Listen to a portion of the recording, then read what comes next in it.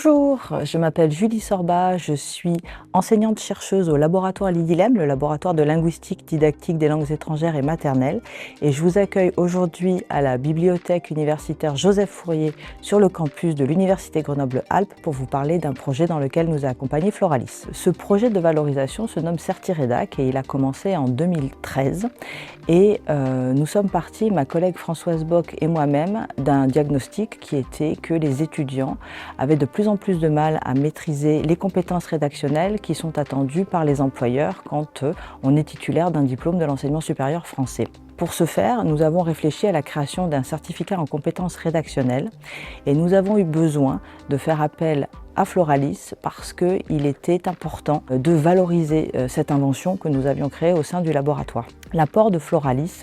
a tout d'abord été de nous expliquer ce que c'était que l'écosystème de la valorisation et les différents moyens pour y parvenir et les différents acteurs également qui se trouvaient sur le site grenoblois. Nous avons été accompagnés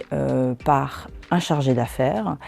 qui a su nous orienter vers les différents guichets de financement mais aussi les différentes possibilités pour valoriser notre travail de recherche. Une anecdote dont je peux témoigner a été la réception dans le laboratoire de cette valorisation qui était une grande première pour les sciences humaines et sociales sur le site grenoblois, qui a été de la part de nos collègues de nous dire vous êtes vendus au grand capital, vous avez vendu les sciences humaines et sociales au grand capital. Alors nous avons discuté et essayé de faire comprendre à nos collègues et de faire passer le message que la valorisation c'est avant tout un apport de valeur à la société civile, en tout cas à la société qui est à l'extérieur du laboratoire.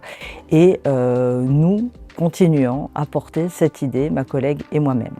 Alors pour l'avenir, je me positionne en tant que maintenant, désormais depuis 2024, comme vice-présidence pour la recherche SHS sur l'Université Grenoble-Alpes, sur le site grenoblois. Et je souhaite me mettre au service des chercheurs de ma communauté en sciences humaines et sociales. Et d'ailleurs, j'accompagne, et je suis très contente de le faire, un projet de recherche de valorisation d'un dispositif qui s'appelle Self-PO, qui est porté par une de mes collègues du laboratoire Lidilem